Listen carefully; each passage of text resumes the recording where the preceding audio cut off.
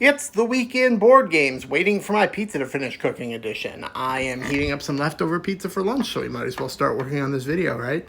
It's a busy, busy week for me. My family and I are getting ready to go out of town. We'll be gone Thursday until next Wednesday. So, trying to get all my socials for like the next week and a half put together. This video will probably be late next week. Just heads up, 7-Up. Although, I don't know. You never know. For those of you that are new here, I like board games. So I talk about board games. I make videos of board games. I play board games. I make sure that I play board games in some capacity pretty much every week. And what I do every Tuesday is post a recap of all the games that I played. It's quick little thoughts. We don't go into too much depth. Just, I played this game. Maybe a little bit about how it plays, and did I like it, did I not? Usually I do, because I just like games. If you're watching this, wherever you're watching this, Instagram, TikTok, or YouTube, it's available on those other two. Go check it out on all three places. It would mean a lot to me. Give it a like, give it a comment, give it a subscription, give it a follow, whatever social media term is appropriate. And if you play games on BGA, BoardGameArena.com, I'm J.R.R. Tubbs there. Drop me a line. Let's play a game. So here is the games that I played this week. At the end, you will hear a message from the me of tomorrow letting you know what won Ultimate Game of the Week. I'll explain more. He'll explain more on that. There was no Monday night game due to life. Life happened and dinner happened late, and so when dinner was over, it was time for kiddo go to bed. So a Monday night game did not occur. So fast forward to the Thursday Crew. Thursday Crew is a group of people from my board game group that try to get together most Thursdays. We all try to get like one weekday and then our Sunday meetup in if we can, at minimum. So Thursday Crew is kind of a way to do that. I got to play Galileo Galilei.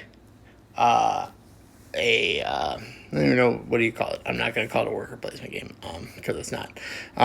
It's a game. I liked it. I liked it a whole lot. The action selection is beautiful. The game moves very briskly, which it comes from the guy who created SETI, and that is definitely a longer game. This one felt just as satisfying, but we were done in under an hour. The theme's great. The gameplay's great. It's just all around a very good game. Check it out. Next up, we played Orbits. Orbit, not plural. Orbit. It's a new Reiner Knizia game. I forgot to take a picture of it, so please enjoy this photo from Google Images. But yeah, this game was great. I really liked it a lot. You're just moving your spaceship using cards with move actions. You're moving your spaceship and these planet tokens along various lines, trying to land your spaceship on each of the planets and then return to your home planet. There's lots of action selection, prioritization of certain things there, which makes this very interesting. But yeah, this was a big thumbs up. And we weren't done. Oh, let's move. There we go. We were done with Reiner Knizia. We played High Society, which was one of the games that I received from the generous folks at Plate Games. Wanted to try this out so I could do my review of it, which you can see in a previous video. This was great. I loved it. It's super fast. I think we were done in 7 minutes, which we love a game that can be done in 7 minutes because you just throw it on the table, knock it out, and move on to something else. I dug this a whole lot. I think the auction system is really interesting with the money and the way that you have to bid, and you have to add a card each time you up your bid, which may cause you to overbid on things. Yeah, it was really cool. I liked it. And as we usually do on Thursday Crew Night, we ended with some Time's Up. We love playing this game because of the age gap in our group. We had 3 people who are between 37 to 42, and then 3 or 4 people who are not quite 30 yet. And it's just so funny to see what we all know and don't know, and the ways that we try to figure out how to give each other clues for these things. I love playing this game so much.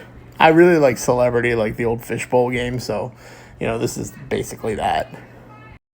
My wife and I have started a little tradition. Oftentimes on Sunday mornings we go out to breakfast, but if we decide we don't want to go out to breakfast, or if we don't have the time to go out for breakfast, then we make some coffee, we get a bagel or something like that, and we play a quick board game over coffee in the morning, just to spend a little time together on Sundays before I go off to my board game meetups for like the good chunk of the day. So this has become our little tradition. We played some Sea Salt and Paper from Pandasaurus Games. If you're watching board game stuff, you know Sea Salt and Paper. It's an excellent set collection game. We added it to our 10x10 board on Sunday after we played because my wife said she thinks it's her favorite game. She's gotten the Four Mermaid win twice. I went a little late to my Sunday meetup because I was at a birthday party for one of my dearest friends.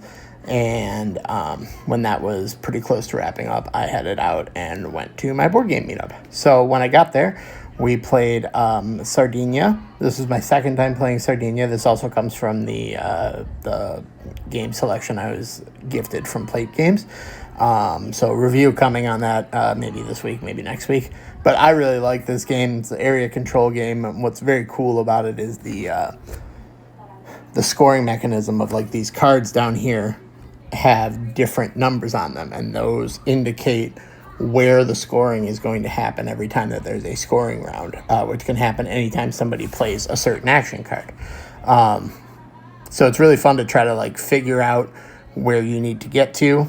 You only know the current scoring round and the next scoring round. And then when a round scores, a new scoring round is flipped over, and the person who played the scoring card gets the option to burn that card and pull up a new one. So that's about as much control as you have over the scoring cards. I like this game a whole lot.